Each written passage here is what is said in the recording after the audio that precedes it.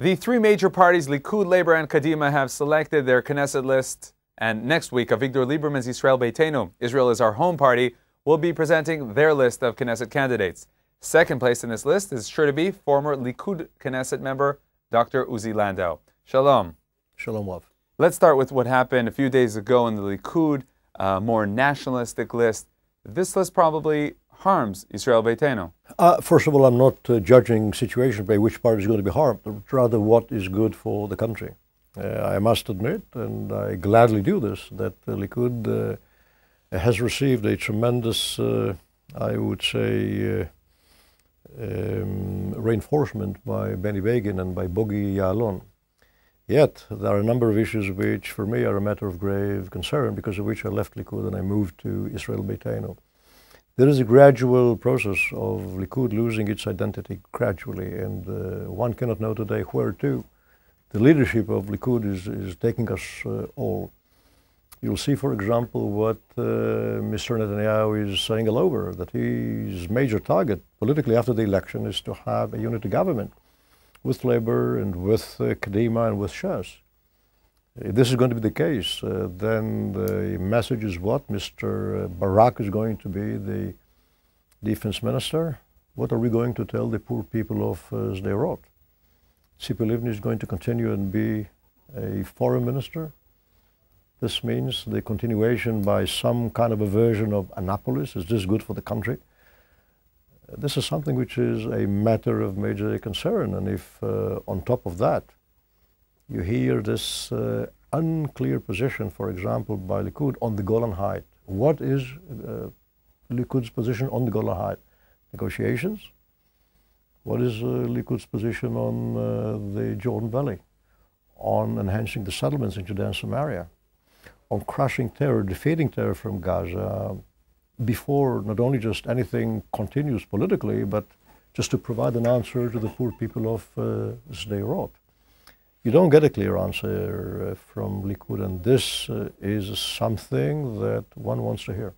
Now let's stick to political issues. The Beit HaYehudi, the Jewish home list, was also presented last night. And now it seems, according to many critics, that this list is going farther away from the right. So maybe that list actually will help your party. I don't know. The real I would say, loss there is that in the past we had allies, not just on the issue of Jewish education, which is immensely important, but on that you have Israel Beitenu, I mean my party now, which is no less focused on the need for Jewish and Zionist education. But in the past we had from that source, from Mafdal, something which was clear about our right to the country and about a policy, foreign policy and defense policy, which derived their inspiration from that, and you don't have it from there that you would have expected. Now you're mentioning all these religious and Jewish ideals and concepts, but at least according to the Israeli media, your party is very secular. Sometimes some may even say anti-religious. It isn't true. We are a party with quite a wide agenda on all of the major national issues, including, of course, on Jewish and Zionist issues. But what we have over there is something that you cannot just push under the rug. You have here, for example, a population of a number of hundreds of thousands of people whose personal status is unclear, that you have to provide an answer to. People who want to get married.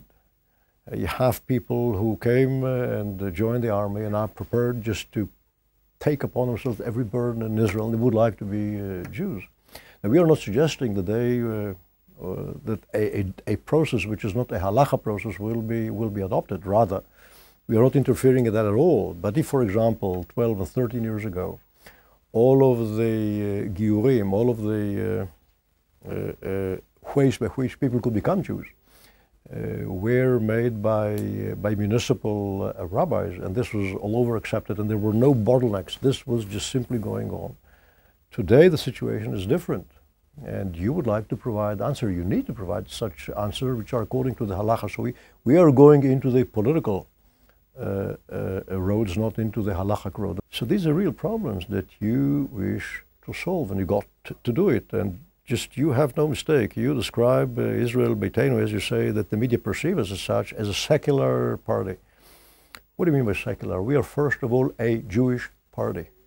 It's true that most of our supporters until now were not religious, to say the least.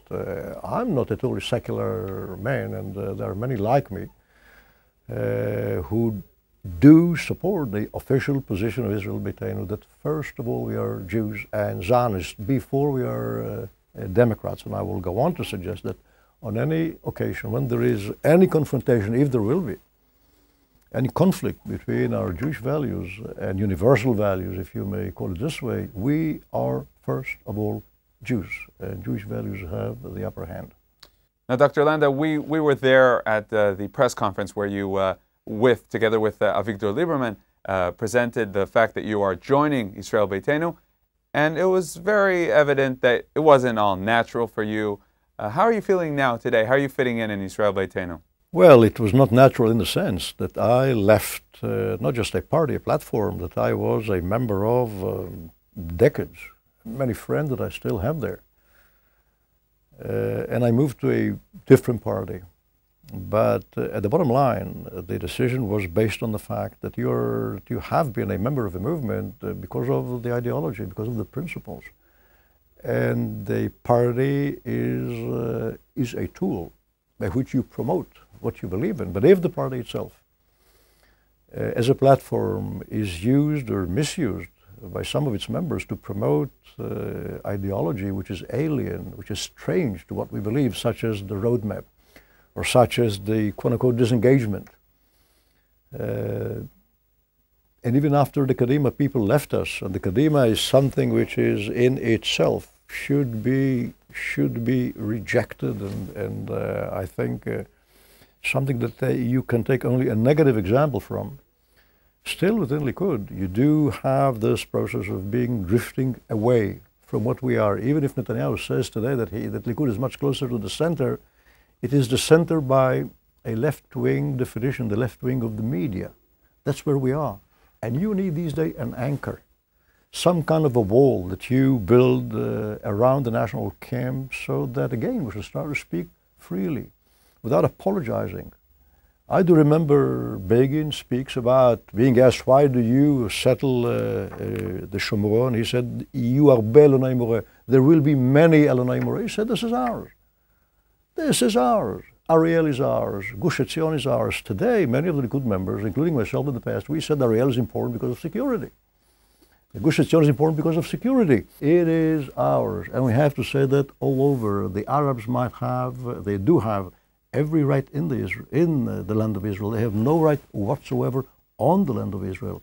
And we are apologizing as if we are occupiers, and we are apologizing as if the Arabs are discriminated against. Excuse me, this parliamentarian term, the hell with it.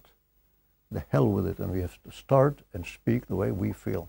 You know, you're mentioning how not to be apologetic. Our defense minister, on the press conference after the expulsion from the Peace House in Hebron, he went on boasting about the fact that when he was in office, no single community was erected in Judea and Samaria. I mean, we're in a state where people are boasting the fact that they're not putting up communities, not building in the land of Israel. Well, this is, again, something that is, I would say, characteristic of a national leadership that has lost its national pride, that it is apologizing before the world that we are not building communities that are natural in our homeland.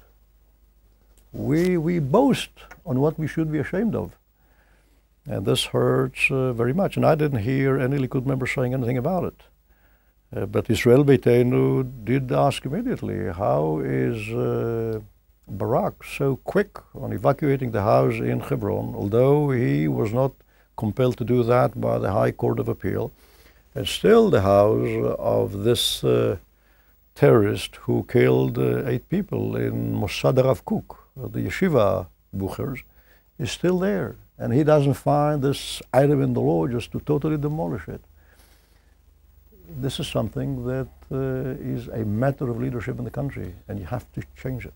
Finally, what are you feeling these days preceding the elections with all the campaigns, all the new lists that we're seeing, some new, some old? Is there a lot of hope or concern? What are you feeling these days? It's kind of a mixed feeling. And I believe the public itself is very much mixed up. And what I'm mostly afraid of is that people simply won't come to vote in large numbers just because they're sick and tired in what's happening.